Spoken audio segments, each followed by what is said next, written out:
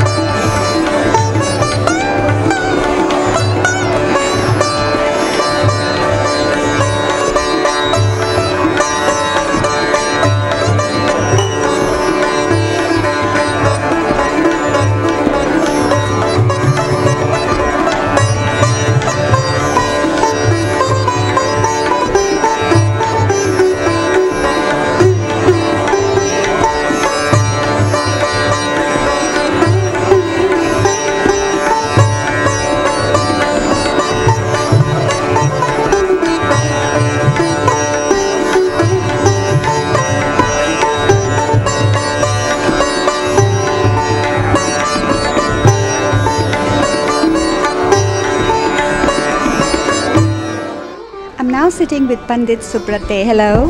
Hello, namaskar. Namaskar. Sawadee. Tell us about your first experience with Indian classical music. When I was 7 years old, my father gave me a small sitar to start with it. So father has desired that he is a vocalist, so he has desired to one of his sons should be in the instrumental line. And you performed in other countries, yes, in all over the world. Especially in Europe. And how was the reception? How did people like this kind of music? Oh, awesome! Because nowadays everywhere the so fast, so noisy music all over the world. They want some peace, calm. Yeah. And this was originally taken to the Western countries by Ravi Shankar. Ravi Shankar, of course. Ravi Shankar Panditji used to play sitar with his elder brother Uday Shankar. All right. So now tell us, because this instrument is really popular. Yes. People from all over the world know about sitar. Not yes, so much about tabla and other instruments, but sitar definitely. Tell us about sitar. Sitar is famous due to its beautiful sound. So its sound, of course, and apart from its decorations, it's made by pumpkin. This part is pumpkin. Made by pumpkin. Ah, it's a pumpkin. Big pumpkin. Ah, yeah. okay. This pumpkin.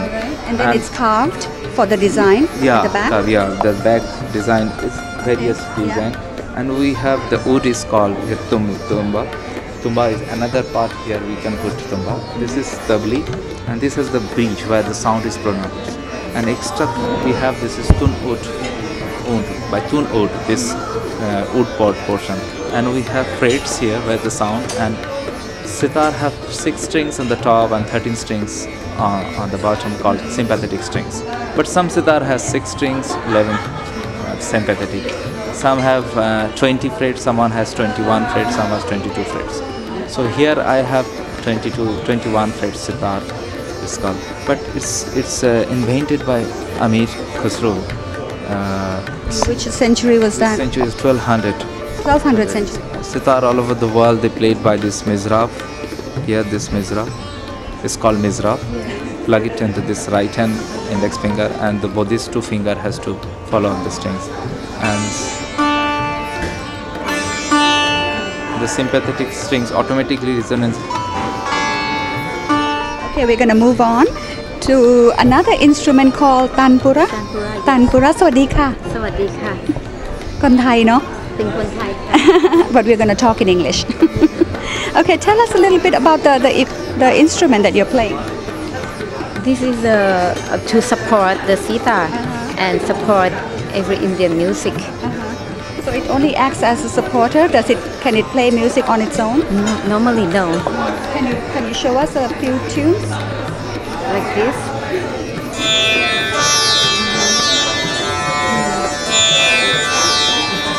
Something like that. Would it be like bass guitar? It's not bass guitar. No, I mean to say that like the bass guitar is supporting the lead guitar. Would it be like that? You're correct. Yeah, something like that. Okay. Tell us about yourself. I'm an English teacher, also teach yoga, and I fall in love with Indian music. Where And did you teach? in Bangkok. In Bangkok. Yeah. And how did you fall in love with the Indian instruments? Maybe because of Ravi Shankar. And after that, I met him. So Where did you learn all this? with him at ICC? Yeah. Normally, I learn sitar, but this today just only to support my Guruji. How long did it take you to learn something like that, like a sitar? I just start sitar about one year. It's not difficult to learn something, but very difficult to make it beautiful. Yes, that's true. And what about the one that you're playing, tanpura? It's not difficult. Just a few strumming Yeah, back and yeah, forth. Yeah, With the stroke. rhythm, and that's all. Yeah, Rhythm of it. Yeah. yeah. Even you. Even I. Yeah. Thank you. Anything else you'd like to tell us? Just for Thai people, we should have open-minded to learn about different culture, different music. I mean, you learned the Western drums and guitar and everything I learned else. piano when I was And young. piano. Yeah, and also violin. And I decided to come back to Eastern music. It's very beautiful. Not only touch the ear, but it will touch the mind also. Thank you.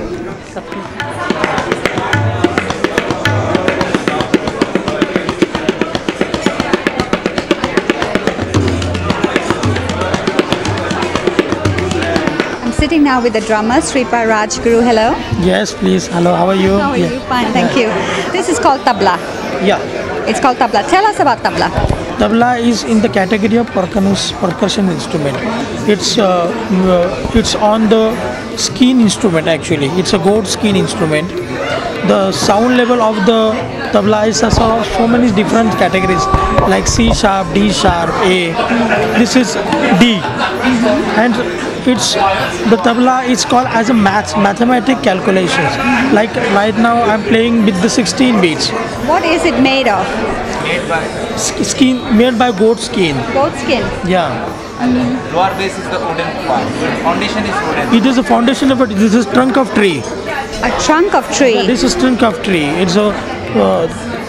If you choose the sesame tree, it's a better for the tabla. There are so many categories in the tree also. The quality of the trees yeah. and the age of the trees, does it matter? No, Not really. no. The kind of the tree is matter. And how long have you learned to play tabla? I'm right now. I'm learning still 20 to 25 years. Okay. Why do you like it? Actually, my grandfather was play the tabla.